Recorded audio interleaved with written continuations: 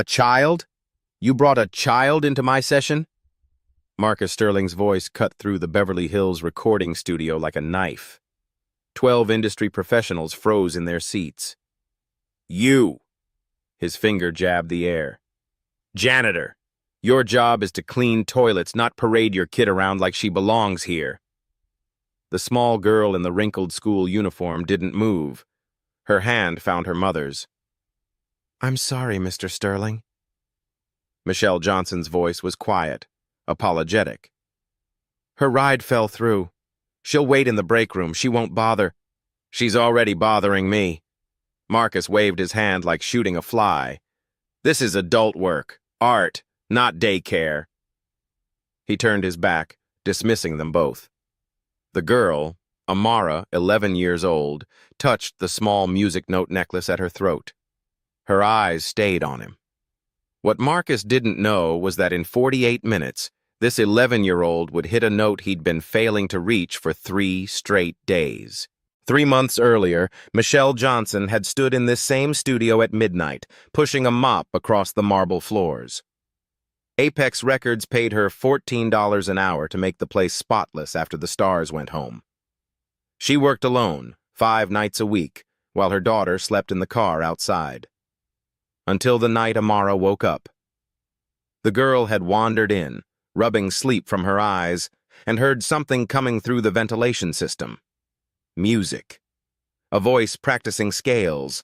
She'd stopped, tilted her head, and hummed along, perfectly matching the pitch filtering down from Studio B. Carlos Martinez, the assistant sound engineer working late, had heard her. He'd frozen, coffee cup halfway to his lips, because what he was hearing shouldn't be possible. An 11-year-old humming a perfect E-flat in the hallway while her mother mopped.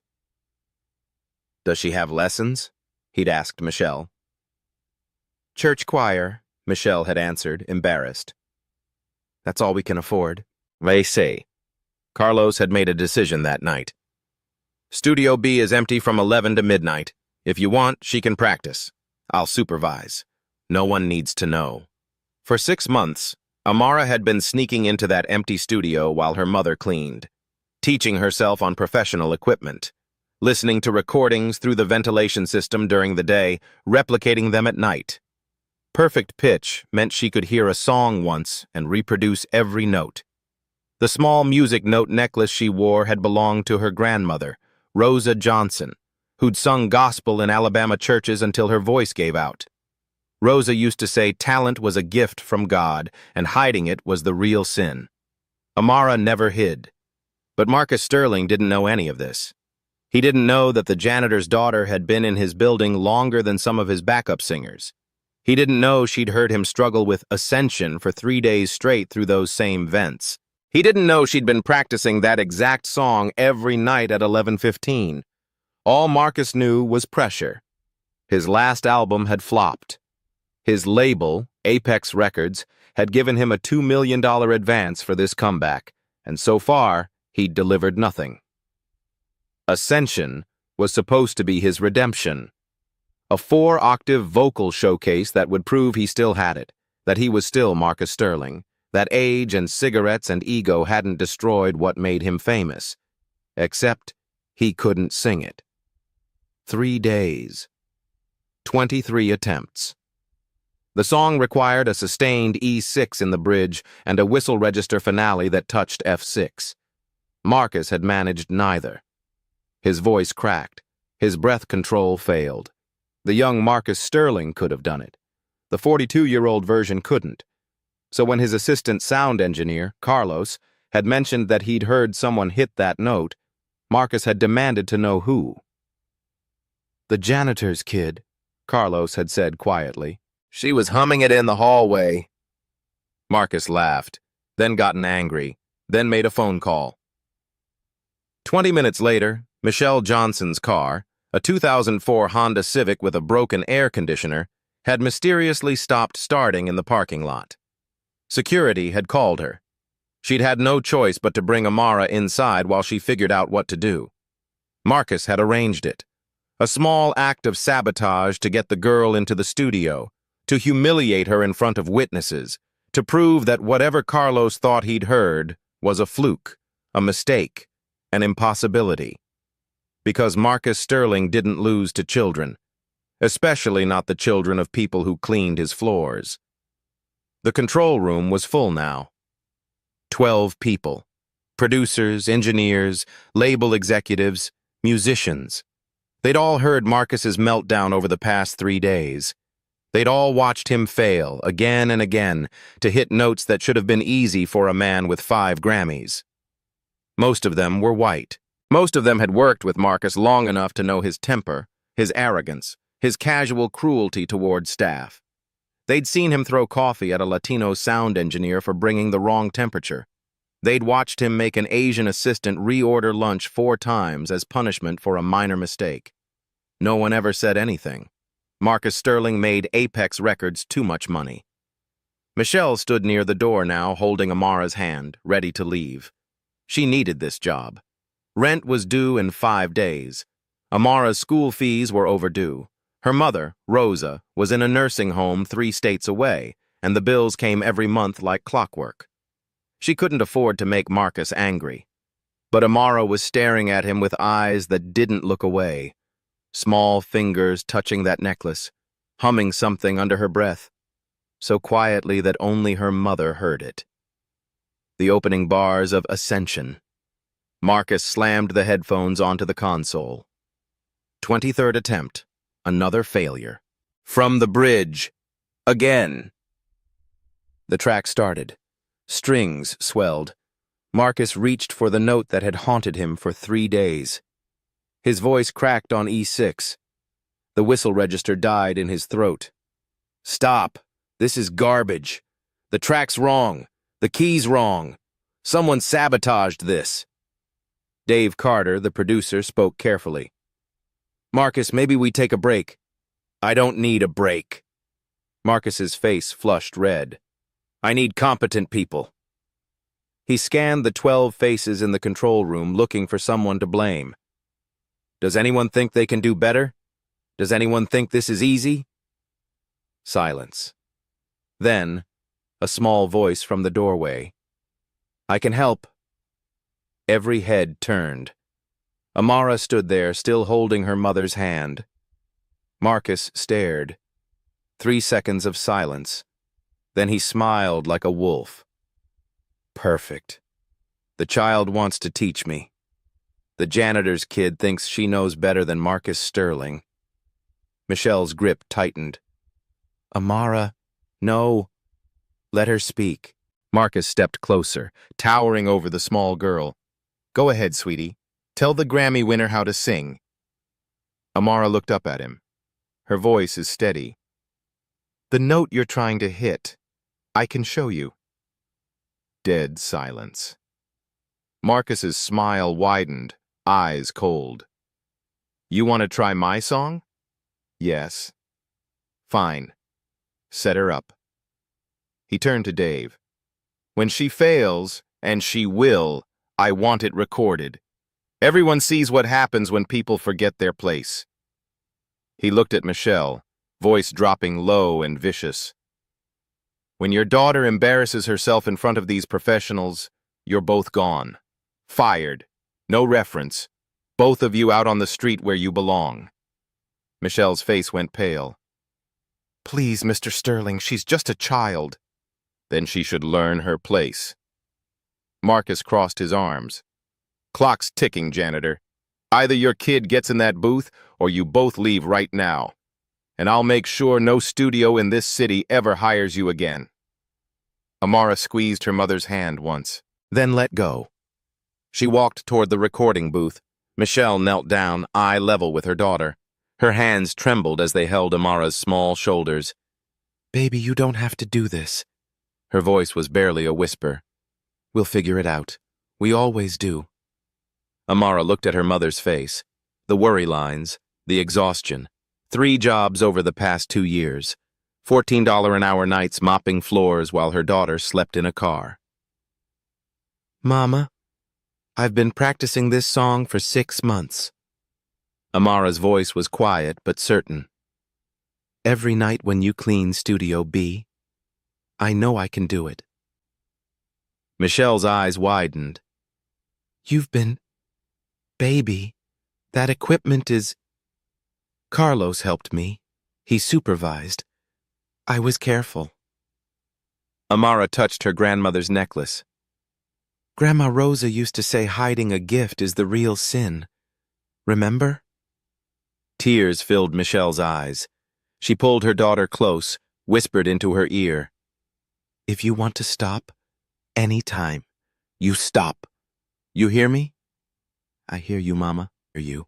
Okay. Michelle kissed her forehead. Sing like Grandma taught you. Amara took off her backpack, handed it to her mother, walked toward the recording booth. She was so small. The door handle was almost too high for her to reach. Inside, the microphone stand towered over her. She had to pull it down, all the way down, until it was at her height. Need a step stool, Princess? Marcus called from the control room. A few people laughed nervously. Amara didn't respond.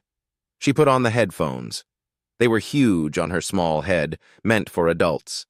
She adjusted them carefully, like she'd done this 100 times before. Because she had. Carlos watched from the engineering station. His hand hovered over the record button. Dave Carter leaned forward in his chair. The other 10 people in the room shifted, uncertain what they were about to witness. Amara closed her eyes, touched the music note necklace one more time, took 3 deep breaths, the way gospel singers do, filling their lungs from the diaphragm. When she opened her eyes, something had changed in them. She wasn't just an 11-year-old girl anymore. She was about to show Marcus Sterling what real talent looked like. Marcus leaned back in his chair, arms crossed, smirking. Whenever you're ready, kid. We don't have all day. Amara nodded once. The track started. The opening notes of Ascension filled the booth. A slow piano melody, melancholic and searching. The song started low, E2, a note so deep it lived in the basement of human vocal range. Most sopranos couldn't touch it. Most children shouldn't even try. Amara opened her mouth. The note that came out was impossibly rich, warm, resonant, like it was coming from someone 3 times her size. Marcus's smirk froze on his face. Wait, someone whispered in the control room. Dave Carter sat up straight. Carlos's hand slipped off his coffee cup. Amara moved through the first verse with the ease of someone who'd lived inside this song for half a year. E2 to G2 to A2. Her voice had a depth that shouldn't exist in an 11-year-old. Not trained, not manufactured, just natural, like she'd been born with an extra octave in her chest. The melody climbed. A3, C4, E4. She wasn't reading the sheet music on the stand in front of her. Her eyes were closed. She was feeling it, the way her grandmother had taught her in that Alabama church. When you sing truth, you don't need paper. Marcus stood up. How is she? Quiet, Dave said, his voice sharp. He never spoke to Marcus that way.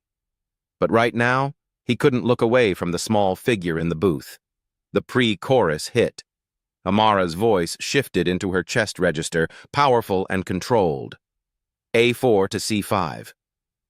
Then she did something Marcus had never thought to do. She added a run, a gospel riff, spontaneous and perfect, weaving around the melody like she was having a conversation with the music itself. It made the song better, richer, more human. Did she just... Carlos leaned forward. She's improvising. She's rewriting it. She's not following the sheet music, Marcus said, his voice tight. She's supposed to... She's making it better, Dave interrupted. Listen. In the control room, 12 people had stopped breathing. One of the backup singers, a woman who'd worked with Beyoncé, who'd sung on 3 Grammy-winning albums, whispered, "Oh my God." Amara opened her eyes. The chorus approached. This was where Marcus had been failing, where his voice cracked, where 3 days of attempts had shattered against the reality that he wasn't the singer he used to be. C5 to E5 to G5. She hit each note like she was born to sing them. Clear, controlled, no strain, no effort, just a gift. Michelle stood in this corner of the control room, her hand covering her mouth, tears streaming down her face. The bridge approached. This was the moment. The impossible moment.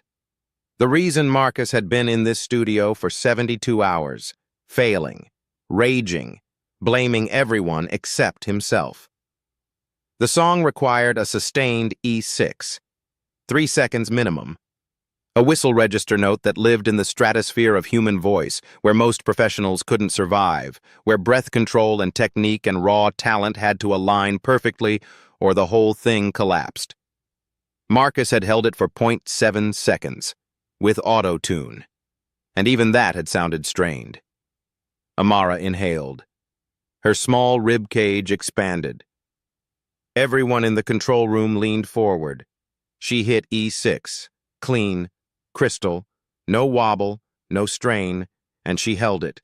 1 second, 2 seconds, 3 seconds, 4, 5, 6 seconds of sustained E6, and her voice never wavered. It hung in the air like something holy, like someone had bottled lightning and poured it through an 11-year-old girl. Carlos dropped his tablet. The sound of it hitting the floor made 2 people jump. Dave stood up, mouth open. The backup singer grabbed her colleague's arm. "That's not... She can't..." Marcus's face had gone pale. His hands gripped the edge of the console. But Amara wasn't done. She took the note higher. F6. Then F-sharp 6. A run that Marcus had never written, had never imagined, because he'd never had the skill to execute it. She climbed through the whistle register like she was walking upstairs, each note perfect, each transition seamless. Then she came back down. 3 octaves in 5 seconds. A chromatic scale that shouldn't be possible without years of classical training. From F-sharp 6 all the way down to F3, each note ringing clear and true. It wasn't just technical. It was beautiful. She was telling a story with the notes. A story about being small in a big world. About having a gift no one wanted to see. About singing anyway because silence was worse than rejection. The room had gone completely silent except for her voice. One of the executives, a man who'd signed 20 platinum artists, who'd heard every voice worth hearing in this industry, was crying. The song moved into its finale, the moment that had broken Marcus 23 times. Rapid whistle register runs, F6 to G6 and back to F6, requiring breath control beyond what most humans possess, requiring precision and power and something else, something that couldn't be taught. Soul. Amara executed every run flawlessly. Her voice danced through the impossible passages like they were easy, like she'd been doing this her entire life. Each note was bell clear. Each transition was silk. Then she held the final G6, 4 seconds of pure, sustained power. A note that existed at the edge of what a human voice could do. And then, in the last moment, she brought it down. Soft, gentle. From G6 to E4, like she was laying the song to rest. The contrast was devastating. All that power, all that technique, dissolving into tenderness. The final note faded. 4 seconds of absolute silence. Then the control room exploded. Everyone stood at once, clapping, shouting. 2 people were openly crying. Carlos was yelling something in Spanish that might have been a prayer. Dave had his hands on his head like he couldn't believe what he'd just heard. "That's impossible!" someone shouted. "She's 11! That's not..." "I've been in this industry 20 years, the backup singer said, her voice shaking. "I have never heard anything like that. Never." Michelle ran to the booth door. Through the glass, she could see her daughter taking off the headphones, small hands careful with the equipment. Amara looked up, saw her mother's face, and smiled. Just a kid again. Just an 11-year-old girl who'd done something extraordinary and didn't quite understand why everyone was making such a fuss. Dave turned to Marcus. His voice was quiet but firm. "Marcus, the monitors were off." Marcus's voice cut through the celebration like a blade. "She couldn't have heard the track properly. It doesn't count." The room went silent again. Different this time.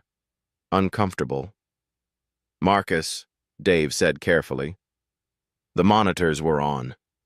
We all heard, it doesn't count." Marcus's face was red. "She got lucky. A fluke. Anyone can hit notes when they're not under real pressure." He grabbed his jacket off the chair, headed for the door. "I need air. When I come back, I want her gone." The door slammed behind him. In the silence that followed, Carlos turned to Dave. "We recorded that. All of it. Time-stamped. Every note." Dave nodded slowly. He was looking at Amara through the glass, the small girl who'd just done what a 5-time Grammy winner couldn't. "Save that file," Dave said quietly. "Something tells me we're going to need it." 15 minutes later, Dave Carter found Michelle and Amara in the hallway. "Mrs. Johnson, wait." His face was serious, but kind. "Your daughter is extraordinary. That wasn't luck. That was once-in-a-generation talent." Michelle's eyes filled with tears again. "I want to set up a proper audition. Official. Get her into our youth development program." Dave pulled out his phone. "Let me send you a contract draft. Studio time. Her name on the track. This is real." "Are you serious?" Michelle's voice shook. "Your daughter could be a star." Behind them, Marcus Sterling stood in the break room doorway, watching, listening. His jaw clenched tight. He pulled out his phone. That night, 11:47 p.m., an email went out from Dave Carter's account to Apex Records' legal department. Subject: urgent. Theft of proprietary material. The email claimed Amara Johnson had stolen confidential recordings. Accessed Marcus Sterling's private files without authorization. Her performance was based on illegally obtained material. Attached was proof, security badge logs showing Amara in studio archives 3 months ago. Real logs. But the context was missing. Michelle had sent her daughter to organize old files while she cleaned. Legitimate work. Marcus made it look like theft. The email demanded immediate termination. Legal action if Apex hired her. It was signed with Dave's name, sent from his compromised email. Marcus had stolen the password 2 weeks ago, saved it for exactly this moment. Next morning, 8:30 a.m., Michelle arrived with Amara for the official session Dave had scheduled. Security stopped them at the entrance. "Badge isn't working, ma'am." Jerome, the guard, looked uncomfortable. "Says it's deactivated." "There must be a mistake. Let me call upstairs." Jerome spoke quietly into his phone. His face grew confused. "Ma'am, I'm sorry. They're saying you're not authorized anymore." "What?" "Dave told us to come." "Michelle?" Dave appeared in the lobby, pale and confused. "Why didn't you come up?" "They won't let us in." Dave turned to Jerome. "She has an appointment with me." Jerome handed him a tablet. Legal flagged her. Theft of proprietary material. Marcus Sterling filed the complaint. Dave's face cycled through shock to anger. He grabbed the tablet, read the email. "I didn't send this. I was asleep at 11:47. He looked at Michelle, then Amara. "This is a setup." The elevator opened. Marcus Sterling stepped out with 2 lawyers and Apex's head of security. Expensive suit, professional expression, cold eyes. "Good morning, Dave. I see you got my email." "Your email? This came from my account." "Did it?" Marcus smiled slightly. "Strange. Maybe someone accessed your computer. Someone is sneaking around after hours." He looked down at Amara, the girl who'd humiliated him, who'd hit notes he couldn't reach. "Theft is theft," his voice carried across the lobby. Staff were arriving, gathering. "I don't care what color you are. I don't care how old you are. Steal from me, face consequences. Michelle stepped in front of her daughter. She didn't steal anything. She memorized my song, my technique, my artistic property. Marcus pulled a folder from his lawyer. Badge logs prove she had access. She took what wasn't hers and used it to manipulate my producer. He looked at Dave. Probably promised him publicity. Maybe other things. These people always find a way. 20 staff members stood watching now, some recording on phones. The casual racism landed like a slap. Dave's face went red. That is completely out of line. She's 11. Then she should learn early that actions have consequences. Marcus turned to security. Escort them out, both of them, and review every file this woman has touched. If there's more theft, I want to know. Amara stood still, holding her mother's hand, backpack on her shoulders. She looked up at Marcus Sterling, the man who'd humiliated her mother, who was now calling her a thief in front of dozens of people. Her voice was small but clear. I have questions, if you'll let me ask them. Marcus looked annoyed. What could you possibly— Why would I steal a song I improved? Her voice didn't waver. Why would Mr. Carter offer me a contract if I'm a thief? And why did you fail 23 times if it's your song? Silence. Marcus's jaw tightened. How dare— She asked valid questions. A voice came from the back. Carlos Martinez stepped forward, phone in hand. And I have valid answers. Carlos held up his phone. The screen showed a video. Amara in the recording booth, headphones on. I have the raw security footage from yesterday. All of it. Unedited. Marcus's face went rigid. That's confidential studio property, and I'm the one who archives it. Carlos stepped closer. Ma'am, would you like a copy? The lobby crowd had grown. 30 people now, phones recording. Marcus pointed at Carlos. You're fired. Security, escort. I'm the engineer you threw coffee at 3 weeks ago. Carlos didn't move. Remember? I've been documenting everything since, waiting for the right moment. He swiped his screen. Another video appeared.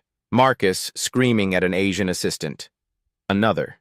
Marcus calling a black musician too urban. 47 videos, 3 months. Dave pulled out his phone.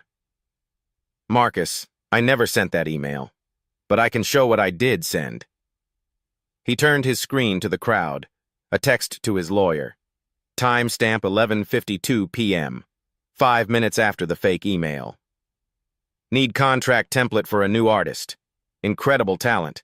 Black girl, 11, Amara Johnson. The timeline proved Dave's real intent, before any accusation existed. 2 interns stepped forward, one black, one Latina. The black woman held up her phone. We recorded what you said yesterday. When you called her mother a janitor, it was shameful. Made her say thank you. The Latina woman's voice shook. We've kept a log for HR, but HR never acted. We were scared. She looked at Amara. Not anymore. Marcus's face had gone white. His lawyers whispered urgently. This is conspiracy, Marcus said, voice rising. You're destroying me. No. Dave's voice was hard. There are consequences. He turned to security. I want a full investigation, not cherry-picked logs, everything, every timestamp, every file. The security chief nodded slowly. He'd seen the videos. His expression had changed. And I want copies of all the footage, Dave gestured to the phones. Legal needs to see what really happened. Marcus grabbed his lawyer's arm. We're leaving. This is harassment. I'll sue. You won't. A woman in an elegant suit stepped from the elevator, Sharon Lee, head of A&R. She'd been silent during yesterday's session, watching, evaluating. Mr. Sterling, she said calmly, we need to talk. My office, now. Marcus stared at her. For the first time, something like fear crossed his face. Sharon turned to Michelle and Amara. "Mrs. Johnson, please wait in the guest lounge. Someone will bring you coffee and—" She looked at Amara. "Hot chocolate?" Amara nodded, still holding her mother's hand. "Good. This won't take long." Sharon's voice was steel wrapped in silk. "Mr. Sterling, shall we?" It wasn't a question. 90 minutes later, Marcus Sterling walked out of Sharon Lee's office with his legal team. His face was calm. Too calm. The meeting had gone badly. Sharon had reviewed Carlos's footage. She'd seen the timeline. She'd heard from the interns. Marcus had tried to spin it. Creative differences, misunderstandings, artistic temperament. Sharon hadn't bought any of it. But Marcus Sterling hadn't survived 20 years in this industry by accepting defeat. He'd survived by controlling narratives. And he still had cards to play. By noon, he'd called an emergency meeting.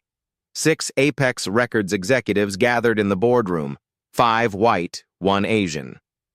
Marcus sat at the head of the table like he owned it. "We have a crisis," he began, his voice measured and professional. "This intern situation has gone viral. It's already online." He wasn't lying. Carlos's lobby footage had leaked. 300,000 views in 2 hours. Comments flooding in. Hashtags starting to form. But Marcus was about to lie. The girl's mother leaked confidential session footage to social media. He pulled up a fake Twitter account on the screen. Username Michelle J. Truth. Created that morning by Marcus's social media manager.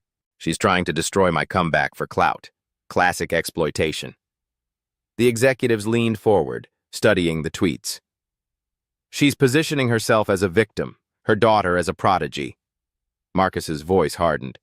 "But look at the pattern. She gets her child into my session, records everything, then releases it to pressure us into a contract.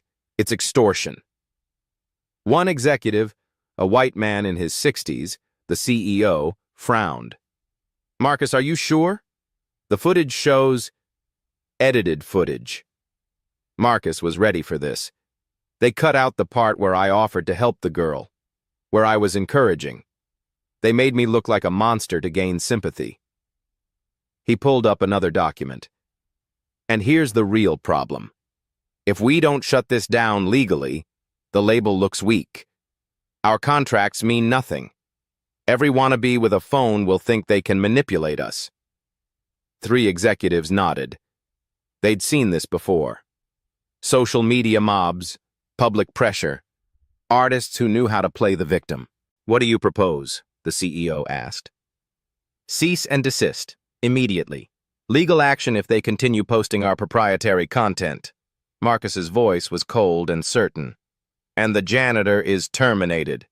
Effective today. Final severance, nothing more."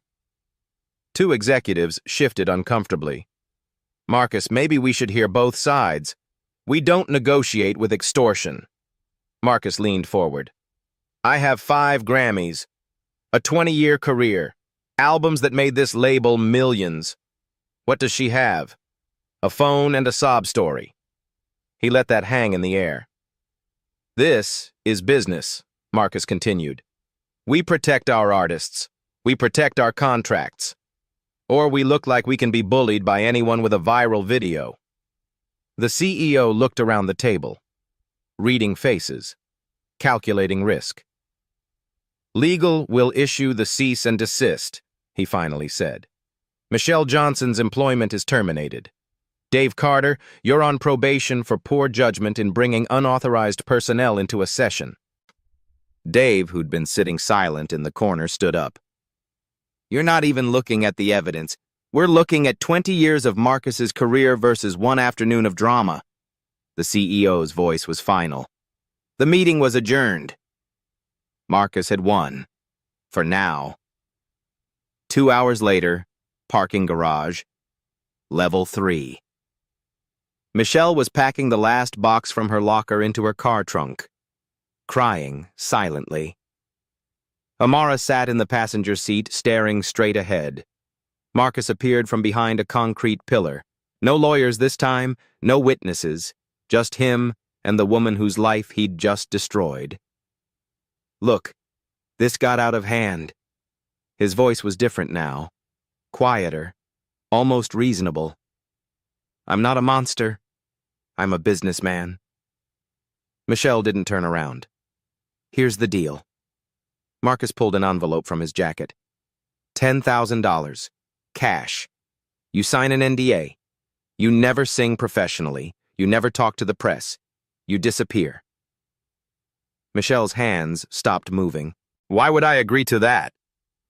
Because I have connections. Marcus stepped closer. His voice dropped to something cold. One phone call, and you'll never work in this industry. Not just Apex. Any studio. Any venue. You'll be blacklisted. He glanced at Amara through the car window. Your daughter's talented. Be a shame if she never got to use that talent because her mother made bad decisions. Michelle turned to face him. Her voice shook. Are you threatening my daughter? I'm protecting my legacy. Marcus's mask slipped. You're nobody. You clean floors. Your kid is nobody. Stay nobody. Take the money, or I'll make sure nobody remembers her voice. They'll only remember the scandal, the theft, the manipulation. He put the envelope on her car hood. 24 hours.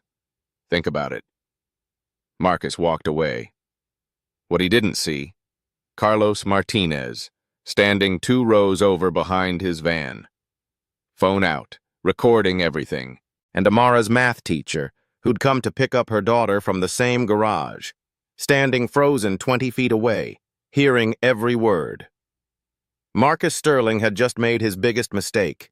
He'd threatened a child, on camera, with witnesses. That night, 7 people gathered in Carlos Martinez's small apartment in Echo Park.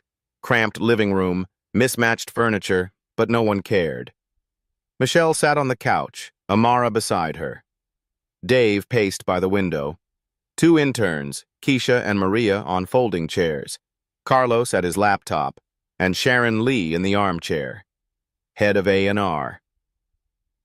I've been investigating Marcus Sterling for 8 months, Sharon said quietly. HR complaints buried. Payoffs to former staff. The label protected him because he's profitable. She opened a folder. Documents, settlements, NDAs, complaint forms stamped resolved in red. 3 artists, 2 engineers, 1 assistant, all people of color, all paid to stay quiet. Sharon's voice was steady but angry. Total payouts, $470,000 over 3 years. Michelle's hand covered her mouth. I couldn't move without ironclad public proof. Internal complaints disappear. Settlements are sealed. Sharon looked at Carlos. But now we have something they can't bury. Carlos pulled up the parking garage video, pressed play. Marcus's voice filled the room. You're nobody. Your kid is nobody. Stay nobody. The threat, the blacklist, the bribe, all captured clearly. He threatened a child, Sharon said. On camera, with witnesses. That changes everything. Amara's math teacher, Mrs. Reyna, Filipina, 50s, sat near the kitchen. She'd driven straight here after witnessing the garage confrontation. I heard every word, she said, voice shaking with anger. I teach that girl algebra. She's brilliant, kind. That man threatened to destroy her future because she sang better than him. Dave stopped pacing. We have evidence, multiple witnesses. What's the play? Sharon leaned forward.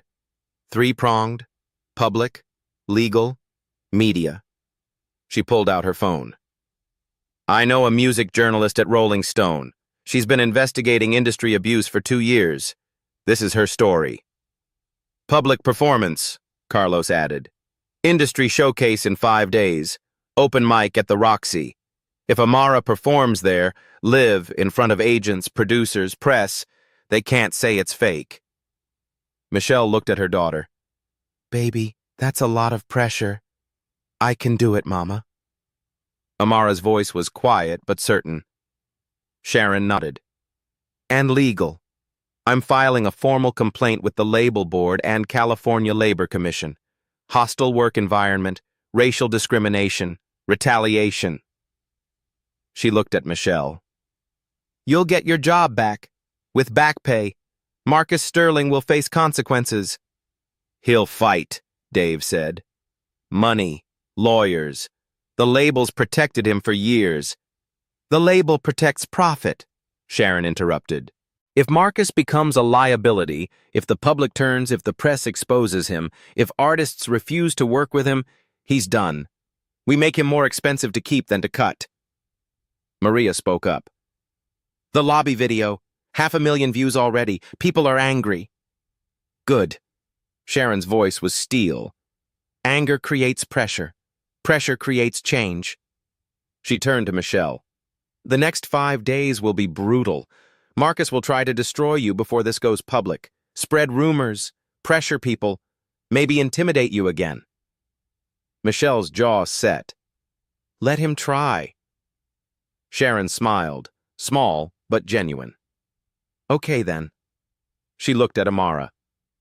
Sweetie, in 5 days you'll sing in front of 200 industry professionals. Live. No edits. No auto-tune. Can you do that? Amara touched her grandmother's necklace. Yes, ma'am. You'll sing Ascension again. The song Marcus couldn't perform. But this time, Sharon's eyes glinted. We add something. A children's gospel choir. Kids from your church. All kids of color. She let that sink in. We're not just showing your talent. We're showing what he tried to silence. Community. Heritage. The future he wanted to blacklist. Carlos nodded. I can get a choir together. 48 hours. Dave grabbed his jacket. I'll arrange stage time. Sound check. The interns stood. We'll spread the word. Make sure people show up. Mrs. Reyna nodded. I'll testify. Officially. Whatever you need. Sharon extended her hand to Michelle. Thank you for trusting us. Michelle shook it. Thank you for believing in her. As everyone prepared to leave, Amara pulled out her math homework. Started working on equations at Carlos's kitchen table. Like this was just another Thursday. Like she wasn't about to change everything in 5 days. Carlos watched her, amazed. How are you so calm? Amara looked up, smiled. My grandma used to say, if you know you're right, you don't need to be loud. The truth sings itself. She went back to her homework. Outside, across the street, Marcus Sterling sat in his car, watching people leave, taking photos, making notes. He'd followed them. He knew they were planning something. And Marcus Sterling always struck first. 5 days later, the Roxy Theater on Sunset Strip, 7 p.m., 5,000 seats, everyone filled. Industry professionals, agents, producers, journalists, cameras everywhere. Marcus Sterling sat in the VIP section, 3rd row center. Expensive suit, confident smile. The label had invited him to show support for emerging talent. He had no idea Amara was performing. Sharon had made sure of that. The show progressed. Pop singers, rappers, a jazz quartet, standard showcase fare. Then Janelle Simmons walked out. The crowd erupted. 3-time Grammy winner, voice of a generation. She wasn't on the original lineup. Sharon had called in a favor. Our next performer is someone special, Janelle began. Someone in this industry tried to silence. Let's make sure they hear her now. The curtain opened. Amara stood center stage in a beautiful dress. Behind her, 40 children in white robes, gospel choir from her church, ages 8 to 14. Every child black or brown. The image was powerful, intentional. Camera cut to Marcus. His smile vanished. Face drained. He started to stand. The music journalist beside him, Rolling Stone, touched his arm. Stay. You'll want to see this. The track started. Ascension. Amara opened her mouth. E2, that impossible low note, clean, resonant. The audience cheered. They knew the viral story, the janitor's daughter, the accusations, the threats. She moved through the first verse effortlessly. E2 to G2 to A2. Her voice filled the theater. The gospel choir hummed. Low harmonies. The song became richer, deeper, spiritual. Marcus gripped his armrests. Pre-chorus. A3 to C5. She added the gospel runs Marcus never imagined. Runs that made his song better. People stood. Phones out. Recording. Crying. The bridge approached. The moment. The note that destroyed Marcus's comeback. E6 sustained. 3 seconds minimum. Amara inhaled. The theater held its breath. She hit E6. Crystal clear. Held it. 3, 4, 5, 6. 7 seconds of perfection. The crowd went wild. Marcus tried to stand. The journalist blocked him. Not yet. Amara took it higher. F6, F sharp 6. Whistle register requiring technique beyond most professionals. The gospel choir joined, 40 children harmonizing. The sound was transcendent, not performance, worship. Then Amara improvised. A run to A6, higher than she'd ever sung, higher than Marcus ever attempted. A note at the edge of human capability. She hit it, held 3 seconds, came down through 3 octaves in perfect control. The theater erupted. 200 industry professionals on their feet, screaming, crying, clapping until their hands hurt. Amara held the final note. Powerful. Pure. Brought it down to gentle E4. Power dissolving to tenderness. The last note faded. 3 seconds of stunned silence. Then chaos. Standing ovation. 2 minutes straight. People are shouting. One producer yelled, "That's a voice!" Amara stood center stage, small, calm. 40 children are smiling behind her. Then the screens lit up. Carlos had prearranged this. The parking garage video played. Marcus's voice through the speakers. "You're nobody. Your kid is nobody. Stay nobody." The threat, the blacklist, the bribe, everything. Applause died. Gasps, boos. Marcus was trapped.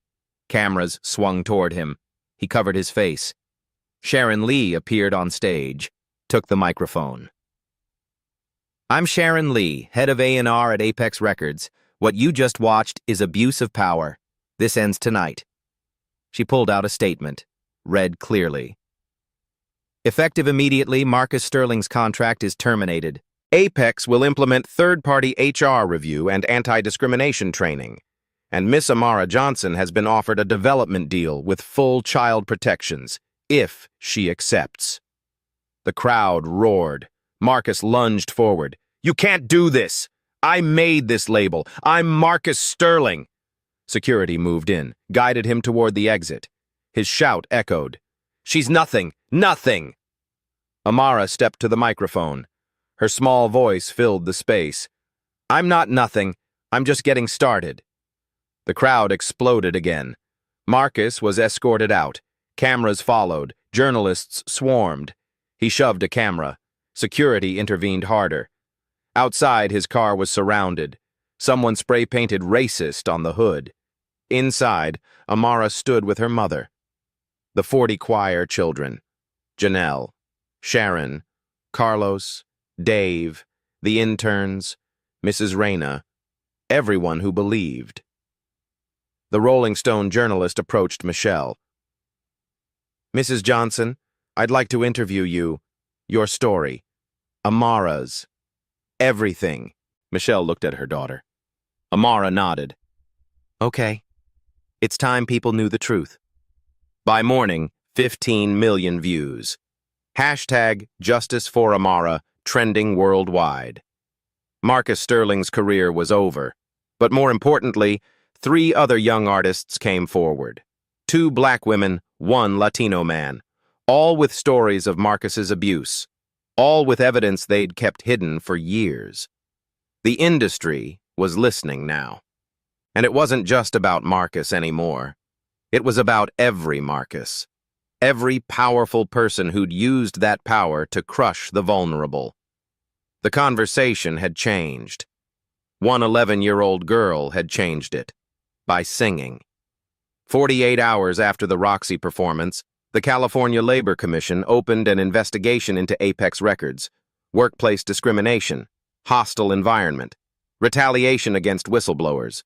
Marcus Sterling faced civil lawsuits from 4 former employees, 3 women, 1 man, all people of color, all with stories that matched the pattern Carlos had documented. His Grammy nominations for the upcoming cycle were withdrawn by the Recording Academy. Not suspended, withdrawn, a distinction that mattered. The comeback album was canceled. His tour, already sold poorly, was officially scrapped. 2 other labels that had expressed interest in collaboration deals quietly backed away. Marcus Sterling, 5-time Grammy winner, platinum-selling artist, voice of a generation, was done. Meanwhile, Michelle Johnson sat in Sharon Lee's office on the 15th floor of Apex Records. Same building where she'd mopped floors for 3 years. Different view now. "We're offering you a position," Sharon said, sliding papers across the desk. "Artist Family Liaison. You'll advocate for the needs of young artists and their families. Make sure what happened to Amara never happens to anyone else." Michelle stared at the contract. Salary, $75,000 a year. Benefits, retirement. More than 5 times what she'd made as a janitor. And this, Sharon slid another document. Legal settlement for wrongful termination, $150,000. Michelle's hands shook. I can't. You can, and you deserve it. Sharon's voice was firm. Take the weekend. Think about it. But Michelle, we need people like you here. People who know what it costs to be invisible. In the room next door, Amara sat with Janelle Simmons and a team of lawyers, child entertainment attorneys specializing in protecting young performers. Standard development deal, Janelle explained, but with modifications. You can't release a full album until you're 16. That's non-negotiable. School comes first. Amara nodded, listening carefully. But you can release singles, with parental oversight, creative approval, and everything goes into a trust fund for your education. Janelle smiled. Your mom controls it until you're 18. Not the label, not me, her. One lawyer pointed to a clause. And this. Any session you're in, you have the right to bring an advocate. Your mom, your teacher, anyone you trust. No one can make you work alone. We're calling it Amara's Protocol, Sharon added from the doorway. Every child artist at Apex gets these protections now, because of you. 3 months later, Ascension, Amara's version, dropped on all platforms. It hit #1 on iTunes in 3 days. #1 on Billboard Hot 100 in 2 weeks. The music video featured the Roxy performance. Unedited, raw, 40 children in white robes, Amara's voice soaring over them, and at the end, a dedication. For Grandma Rosa, for every child told to stay quiet, sing anyway. 6 months later, Grammy nomination day. Michelle and Amara sat together in their new apartment. 2 bedrooms, nicer neighborhood, medical bills paid. Rosa, Amara's grandmother, was flying in next week. First time in 3 years they'd all be together. The nominations were announced live. Best Pop Performance, Ascension, by Amara Johnson. Michelle cried. Amara hugged her. On the same list, Marcus Sterling's name was absent. His album hadn't been released. His career was a cautionary tale now. A footnote in think pieces about industry abuse. But the changes were bigger than one man's downfall. 15 major labels adopted child protection protocols modeled on Amara's protocol. Independent advocates. Education requirements. Trust fund protections. Anonymous reporting systems. The Recording Academy created a Young Artist Protection Committee. New standards for working with performers under 18. California State Senator Maria Gonzalez introduced the Young Performer Safety Act. Mandatory background checks, limited work hours, financial protections, inspired directly by Amara's case. 300 young artists were now protected under regulations that hadn't existed 6 months ago. That evening, Amara taught her weekly music class. Community center in her old neighborhood. 30 students, ages 8 to 14, free lessons, free equipment access, funded by her single sales. A shy girl, 9 years old, black with braids, raised her hand. "Miss Amara, I'm scared to sing in front of people." Amara knelt down to her level, touched the music note necklace at her throat, Grandma Rosa's necklace. "I was scared too," she said softly. "But here's what I learned. Your voice matters, even when people try to tell you it doesn't."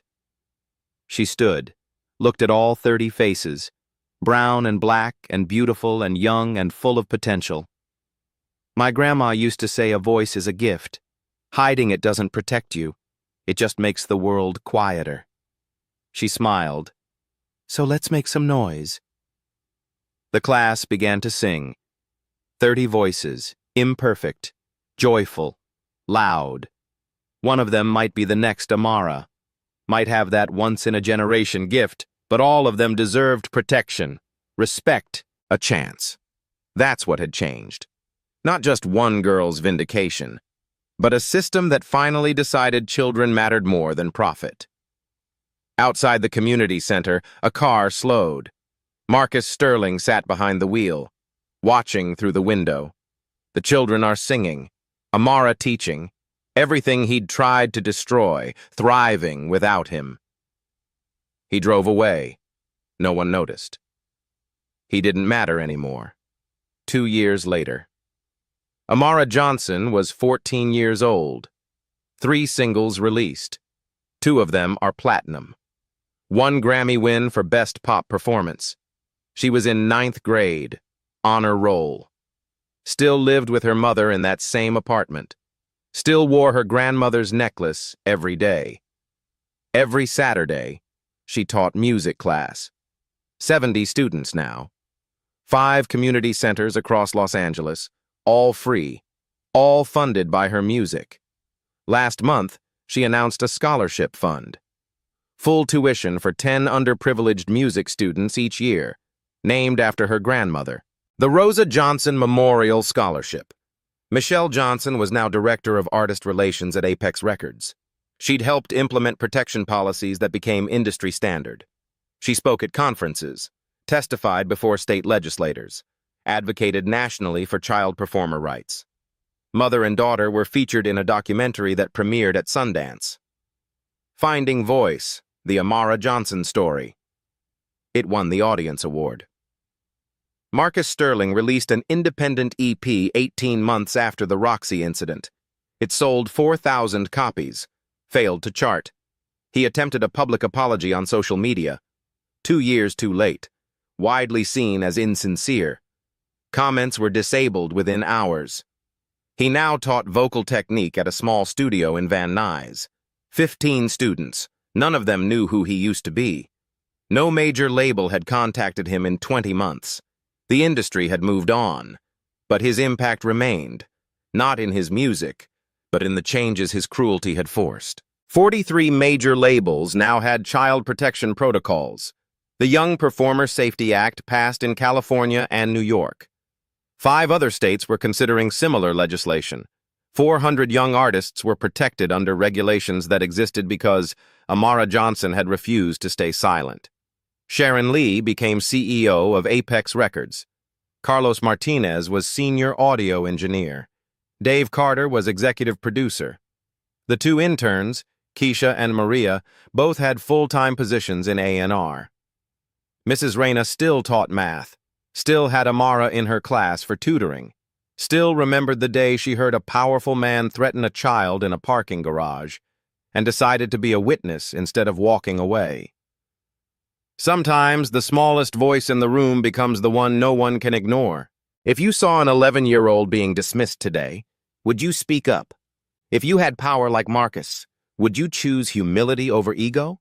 And if you were Amara, would you have the courage to sing when everything was on the line?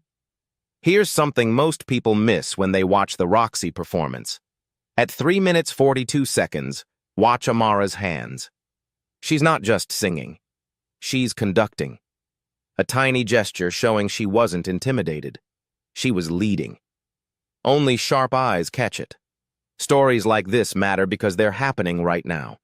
Somewhere, a child with a gift is being told to stay quiet. If this moved you, share it. If it made you angry, comment below. Tell me what real justice looks like. And if you're fighting your own battle, subscribe. You're not alone in this. Never underestimate the power of a child who knows their worth. At Black Voices Uncut, we don't polish away the pain or water down the message. We tell it like it is because the truth deserves nothing less. If today's story spoke to you, click like, join the conversation in the comments, and subscribe so you'll be here for the next Uncut Voice.